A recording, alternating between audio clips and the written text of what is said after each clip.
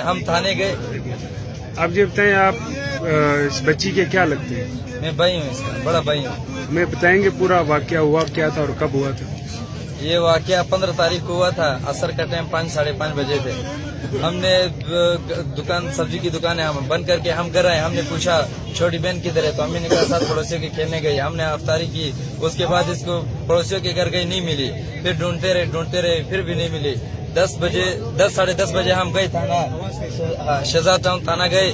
ادھر گئے تو ادھر پولیس لکھنے والے نہیں ہے جی. ادھر کھڑے 12 بجے انہوں نے درخواست جمع کی. 5 دن ہم ذلیل ہوتے رہے. 5 دن کے 5ویں دن ہم SHO صاحب کے پاس گئے کہ اب یہ ہماری بہن کا کیا ہوا، لاپتہ ہے. گھر میں لوگ امی رو رہی ہے، نہ رات کا پتہ نہ دن کا پتہ.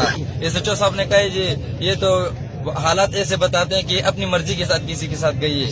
تو یہ 10-11 سال کی بچی ہے، اتنا یہ بے عقل ہے کہ یہ اپنی مرضی کے ساتھ جائے اپنا گھر کو چھوڑ کے. اتنی بڑی بھی تو یہ نہیں ہے.